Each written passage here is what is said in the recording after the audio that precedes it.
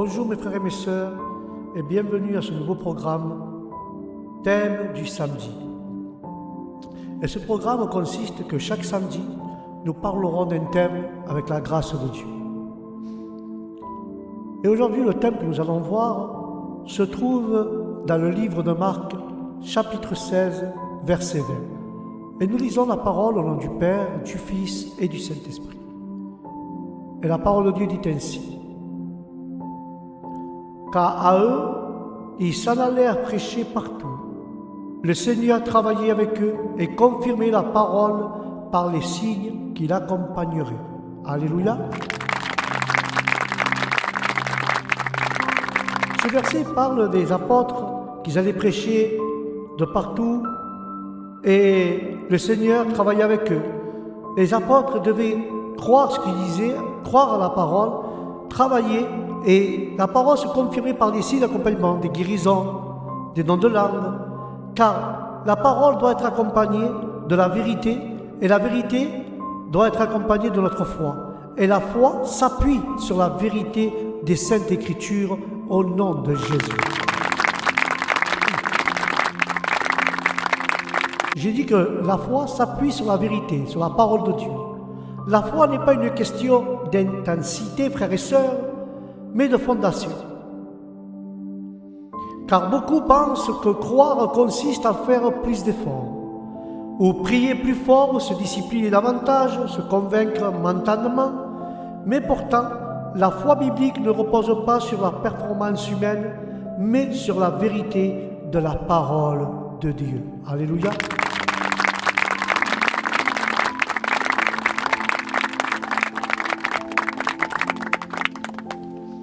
Sans vérité, sans la vérité, frères et sœurs, la foi devient fragile. Car la foi, la parole dit, la foi vient de ce qu'on entend. Et ce qu'on entend, c'est la parole de Dieu. Alors, s'il n'y a pas de vérité, s'il n'y a pas de parole de Dieu, alors la foi devient fragile. Elle peut donner l'impression d'un mouvement, mais elle ne produit pas la vie. Nous pouvons imaginer, frères et sœurs, comme un trampoline, que tu ne sautes pas plus fort que sur la terre ferme, et pourtant tu es propulsé bien plus haut. La différence ne vient pas de ton effort, mais de la surface sur laquelle tu prends l'appui. Car la foi, frères et sœurs, fonctionne de la même manière. Ce n'est pas la force de ton saut qui te va te faire décoller, mais la nature de ce que sur quoi tu t'appuies. Car ta foi repose et s'appuie sur la vérité de la parole de Dieu. Car cette vérité te propulse. Car Jésus a dit qu'il confirmait la parole qui est annoncée. Lorsque la parole de Dieu est proclamée, Dieu agit dans les cœurs des gens. Mais lorsque ce sont des paroles humaines, des raisonnements religieux ou des systèmes spirituels, même exprimés avec beaucoup d'émotion, ils ne produisent rien de durable. Car la foi, frères et sœurs, la foi ne répond pas au volume ni à la sincérité apparente, mais elle répond à la vérité des Saintes Écritures au nom de Jésus.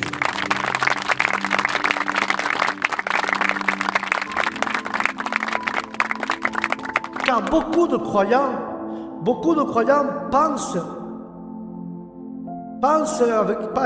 qu'il y a un manque de foi, alors qu'en réalité, ils croient des mensonges. Ils croient à des mensonges sur Dieu.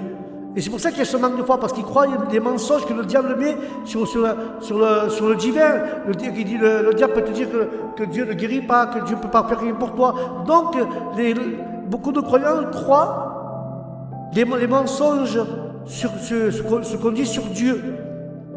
Mais ils manquent de foi, qu'en réalité, ils croient ces mensonges. Ces mensonges, ils ne sont pas toujours conscients. Ils ne sont pas toujours forcément dans la tête, mais dans le cœur. Le mensonge n'est pas dans nos têtes, il est dans les cœurs.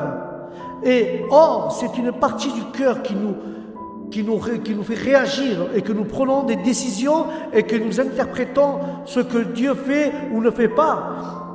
Mais aujourd'hui, Jésus a montré à ceux qui gouvernent notre vie doit jaillir de l'intérieur. Car Dieu ne t'a jamais demandé d'apprendre une liste de principes ou de vérifier avant chaque action. Non, il ne s'agit pas de rendre anxieux ou envieux ou inexistant. Il veut, Dieu, que ton cœur soit transformé par la vérité divine au nom de Jésus.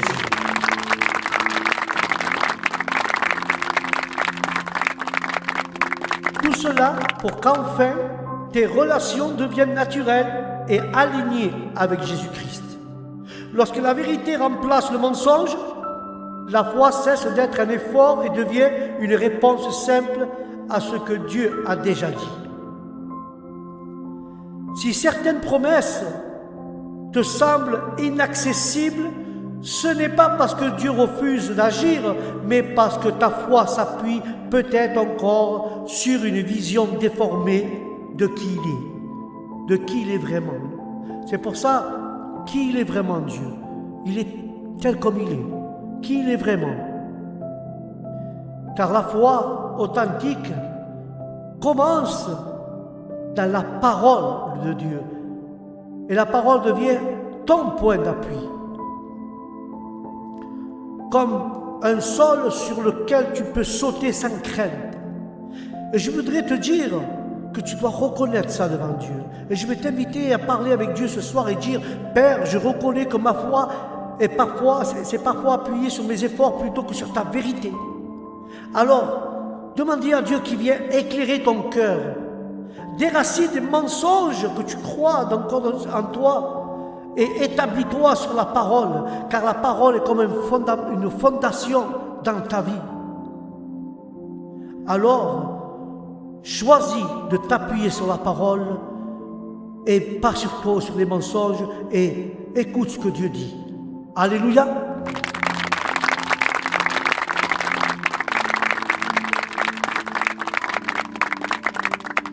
Il faut faire attention, frères et sœurs. C'est un conseil que je veux te donner, que les mensonges, frères et sœurs, que les mensonges ne freinent pas ta foi. Car les mensonges que nous croyons sur Dieu ont toujours des conséquences. Ils ne restent jamais théoriques. Ils influencent notre manière de prier, notre manière d'obéir, notre manière d'aimer et notre manière même d'espérer. Mais bien souvent, ce ne sont pas nos circonstances qui bloquent notre foi, mais l'image faussée que nous avons du cœur de Dieu. C'est pour ça que j'ai dit, ce thème, c'est tu dois voir Dieu tel qu'il est, et pas avec ses faux raisonnements. Parce que si nous avons une image faussée de Dieu, alors, quand cette image est déformée, notre foi s'appuie sur un sol inestable. Car la parole du Fils prodige révèle cela avec force, surtout à travers le Fils aîné. Ce Fils est resté à la maison, il a servi fidèlement, il a travaillé dur et pourtant il n'a jamais profité de l'héritage qui était déjà à lui. Pourquoi? Tout simplement parce qu'il croyait à des mensonges sur son Père. Il le voyait comme un avare, un injuste et distant. Et il se persévérait lui-même comme un serviteur méritant et non comme un fils aimé. C'est pour ça que cette fausse vision, cette vision fausse, a produit en lui de la colère, de la jalousie et de l'amertume. Car il reprochait que son Père, ce qu'il se privait lui-même de recevoir. Il n'y avait pas de communion réelle entre eux. Car s'il avait compris le cœur de son Père, il aurait simplement demandé. Le problème n'était pas l'absence de ressources, mais l'absence de vérité au nom de Jésus.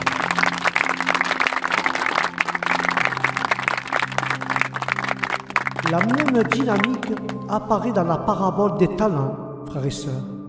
Car le serviteur qui n'a rien fait avec son talent n'a pas échoué par manque de capacité, mais par peur.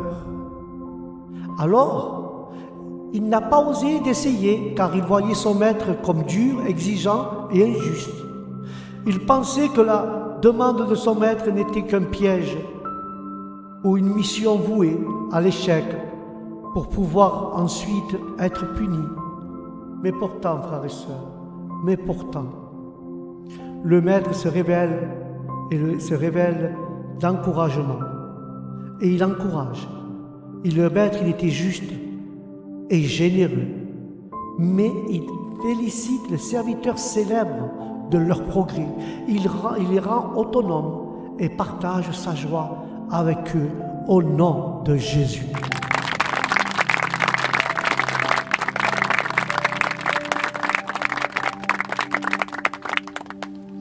Alors, nous voyons un contraste qui est frappant. Le problème n'est pas l'autorité du maître, mais la perception que le serviteur en avait. Car le mensonge a produit la peur, et la peur a paralysé l'obéissance. Et ça va de même, frères et sœurs, dans notre relation avec Dieu. Si tu crois que Dieu est toujours insatisfait, exigeant ou déçu de toi, il y a deux réactions qui sont possibles. Soit tu te décourages et tu te disqualifies toi-même en laissant l'incrédulité te priver de ses promesses, soit tu multiplies les efforts pour tenter de mériter ce qu'il te donne gratuitement et tu passes à côté de sa grâce. Alléluia.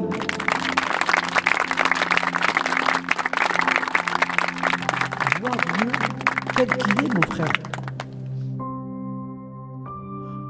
Nous ne pouvons pas aimer les autres plus que nous croyons être aimés nous-mêmes, car notre vision de Dieu façonne notre manière de vivre à travers la foi.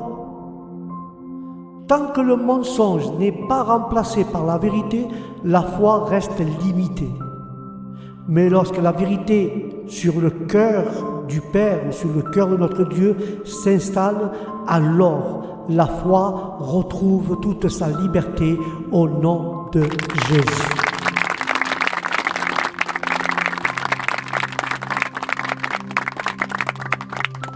Mais nous devons reconnaître que certains mensonges sur notre cœur ont façonné notre manière de servir.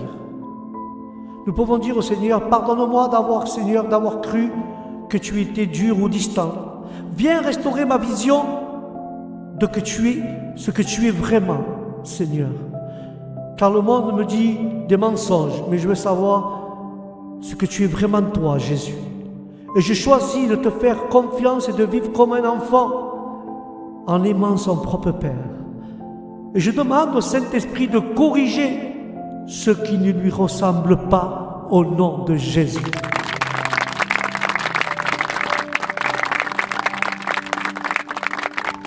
Et si ta vision est trouble pour voir le cœur de Dieu tel comme il est, si ta vision est faussée par des mensonges, alors demande à Dieu de guérir cette vision et de guérir cette vision pour voir sa vision, la vision de notre Seigneur. Alléluia.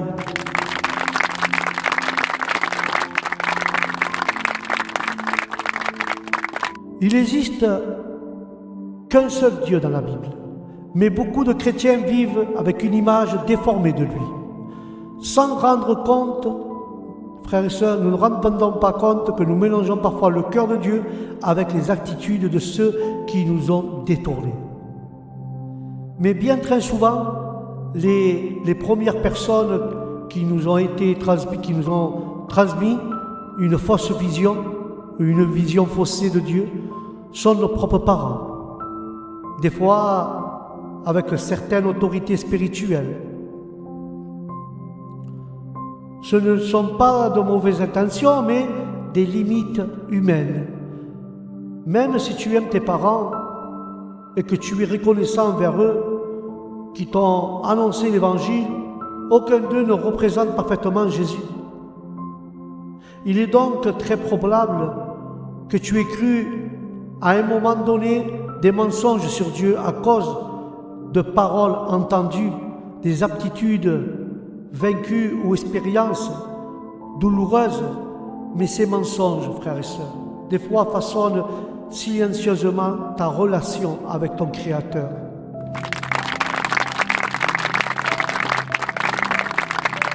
Parfois, frères et sœurs, je le dis bien, parfois,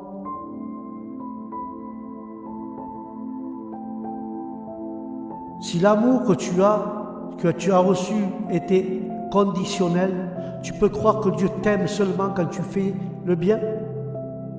Si l'autorité que tu as connue était dure ou imprévisible, tu peux penser que Dieu agit de la même manière. Pourtant, Dieu n'est pas la projection de nos expériences passées. Il est le Père et son cœur est révélé par Jésus. C'est ici même que le Saint-Esprit intervient. Car la Bible l'appelle l'Esprit de vérité. Son rôle n'est pas seulement de nous enseigner des choses, mais de nous faire connaître le cœur du Père, tel comme il est. Il nous aide à discerner ce qui ne ressemble pas à Dieu, même lorsque cela est présenté en son nom.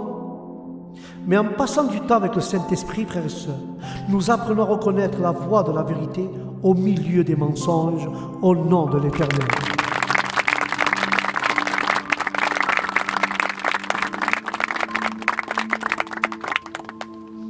Car le Saint-Esprit, frères et sœurs, le Saint-Esprit nous a été donné pour communiquer l'amour du Père. Mais sa présence en nous ne signifie pas automatiquement que nous expérimentons pleinement cet amour. Car l'amour de Dieu se déverse dans nos cœurs à travers notre communion que nous avons avec lui.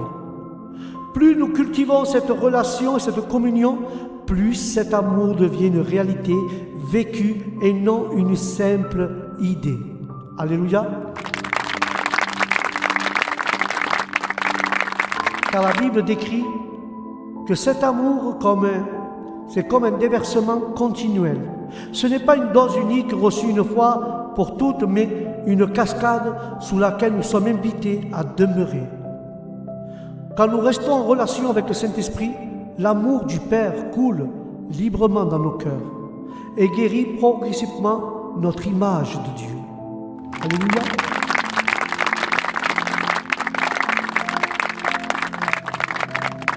Dieu ne t'a pas donné un esprit d'esclavage pour vivre dans la crainte, mais il t'a donné un esprit d'adoption par lequel tu peux t'approcher de lui avec confiance et l'appeler Père. Ainsi, la guérison intérieure commence lorsque la vérité remplace le mensonge, lorsque le pardon libère le cœur et lorsque l'amour de Dieu est reçu comme un cadeau et non comme une récompense qu'on a méritée. Alléluia.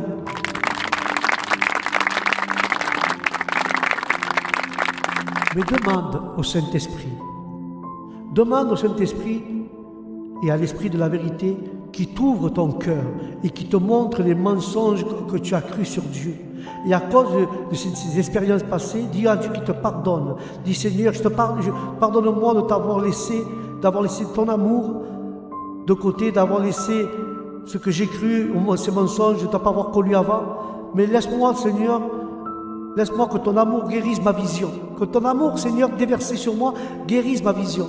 Et apprends-moi, Jésus, à vivre comme un enfant adopté et aimé par son Père, au nom de l'Éternel.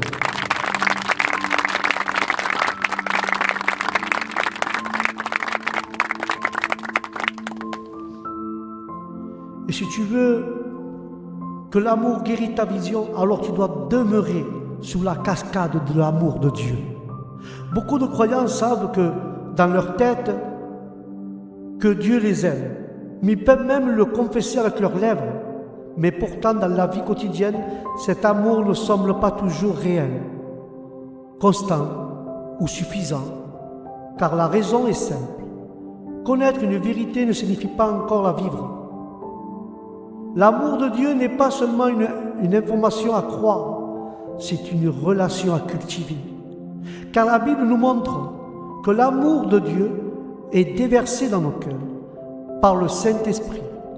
Cela signifie que cet amour nous est communiqué au travers d'une communion vivante avec lui.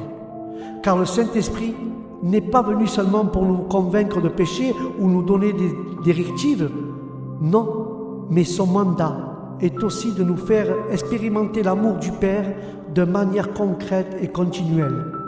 Car cet amour n'est pas une dose unique reçue au moment de la conversion.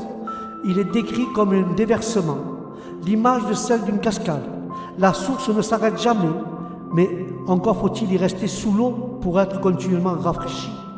Beaucoup quittent la cascade sans se rendre compte. Ils vivent leur foi par habitude, par devoir ou par discipline, mais sans relation vivante avec le Saint-Esprit. Lorsque nous cessons de demeurer dans cette communion, alors les anciens mensonges reviennent vite. La peur de mal le faire, la crainte de décevoir. Dieu, quand nous ne sommes pas sur la cascade de l'amour de Dieu, les mensonges reviennent. La peur de faire les choses mal, la crainte de décevoir à Dieu et le sentiment de ne jamais en faire assez. Et pourtant, Dieu ne nous a pas donné un esprit d'esclavage qui ramène la peur, il nous a donné un esprit d'adoption. Cela signifie que notre relation avec Dieu n'est pas basée sur la performance, mais sur l'identité. L'identité que nous sommes un enfant de Dieu. Car un enfant n'a pas besoin de mérite, car l'amour de son Père pour être aimé, il aime naturellement.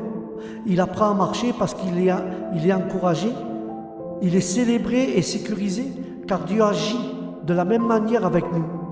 Il nous encourage, il se réjouit de nos pas, même imparfaits, il se réjouit. Il nous fait grandir dans la confiance. Plus nous demeurons dans sa présence, plus cette réalité devient naturelle.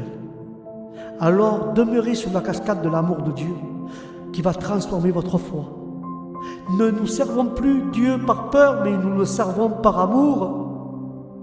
Car nous ne recherchons plus à prouver notre valeur, car nous savons déjà que nous sommes acceptés. Et lorsque l'amour est reçu comme un cadeau, la foi devient libre, joyeuse et confiance au nom de Jésus de Nazareth.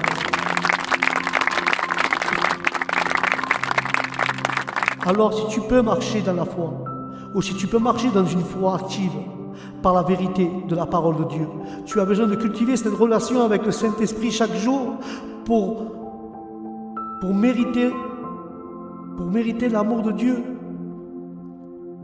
Pas pour mériter l'amour de Dieu, non, tu dois être en relation avec le Saint-Esprit chaque jour, pas pour mériter l'amour de Dieu, non, Dieu il t'aime déjà par nature, il est tel qu'il est, son amour est tellement grand qu'on ne peut pas le décrire, mais Dieu t'aime comme tu es, avec tes défauts, avec tes imparfaits, mais tu dois être chaque jour en relation avec cet esprit pour recevoir pleinement cet amour et pour recevoir dans cette communion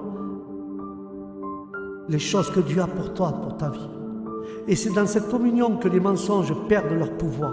Et c'est dans cette relation avec cet esprit que les mensonges perdent leur pouvoir et que la vérité devient vivante dans ton cœur au nom de Jésus.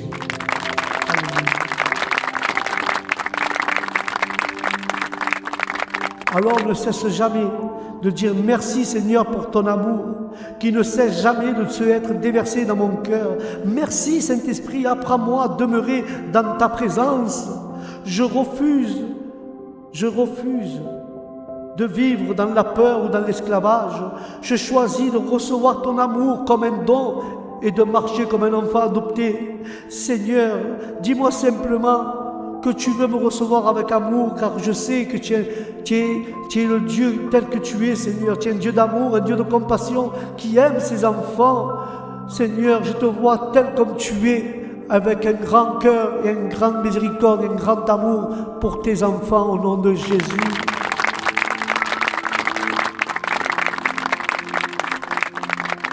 Une fois que Dieu nous a libérés de ces mensonges, alors en nous il vient que nous sommes libérés de ce mensonge, nous sommes libérés pour vivre par la foi en Dieu. Car la foi s'épanouit pleinement lorsque la vérité a remplacé le mensonge, lorsque le pardon a libéré le cœur et lorsque l'amour de Dieu est reçu comme un cadeau. Tant que ces trois dimensions ne sont pas alignées, la foi reste souvent limitée, fragile ou conditionnellement. Mais quand elle s'unit à la foi, devient simple, naturelle et vivante au nom de Jésus.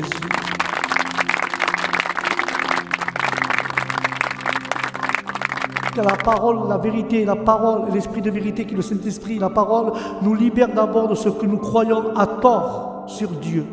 Elle révèle son cœur tel qu'il est réellement et non tel que nos expériences ou nos blessures nous l'ont fait imaginer. Sans cette vérité, nous projetons sur Dieu nos peurs, nos déceptions ou nos schémas humains. Mais lorsque la vérité s'installe, elle redonne à Dieu sa juste place dans notre cœur. Car le pardon est ensuite indispensable, Seigneur.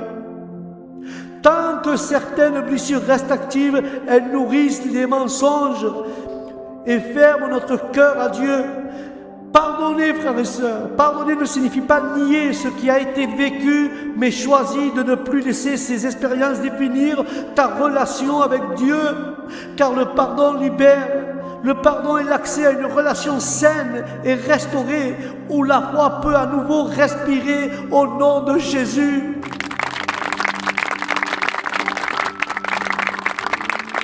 Enfin, l'amour de Dieu doit être reçu comme un cadeau.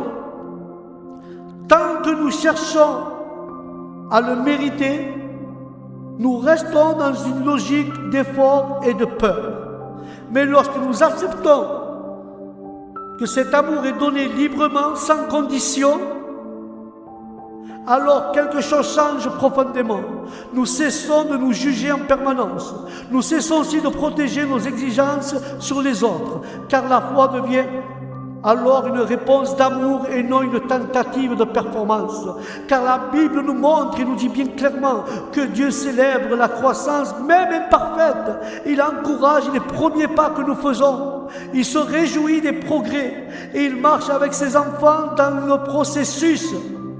Vivre par la foi ne signifie pas être parfait, mais être enraciné dans la vérité, être libre dans le pardon et sécurisé dans notre amour et dans l'amour de Dieu. Car ces fondements sont posés. La foi cesse d'être un combat intérieur, elle devient une posture de confiance. Si tu n'agis plus si tu agis plus pour être accepté, mais parce que tu l'es déjà accepté, Dieu t'accepte comme tu es. Viens comme tu es, tu dis la parole. Tu n'oses plus par obligation, mais par confiance dans le cœur du Père. C'est ainsi que la foi s'active durablement. Si ce plan a éveillé en toi un désir d'aller plus loin dans la découverte du cœur de notre Seigneur, sache que ce chemin ne s'arrête pas ici, car Dieu veut continuellement renouveler ta vision de lui et t'ancrer toujours plus dans son amour. Au nom de Jésus, alléluia.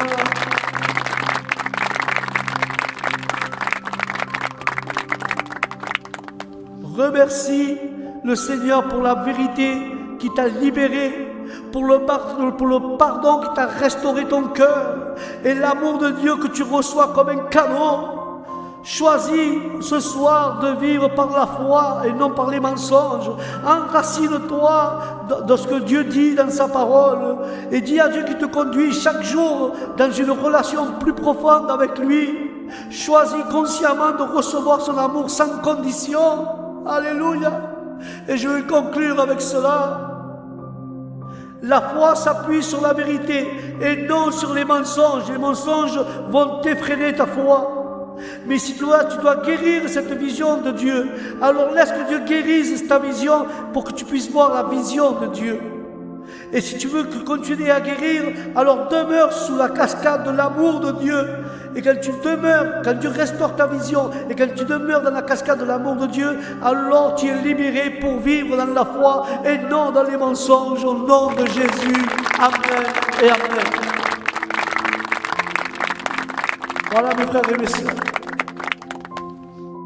C'était le thème de ce soir, de ce samedi. Le thème, c'est voir Dieu tel qu'il est, et non avec tous ces mensonges qui nous a blessés. Voir tel Dieu comme il est, c'est un Dieu de miséricorde, un Dieu d'amour. Tu es son fils adoptif, tu n'as pas besoin de faire d'efforts, même que tes pas soient imparfaits, il continue à t'aimer. Il est ton Père, et tu es son fils. Alléluia, retiens ceci. Voir Dieu tel qu'il est, et non avec les mensonges du monde. Que Dieu vous bénisse.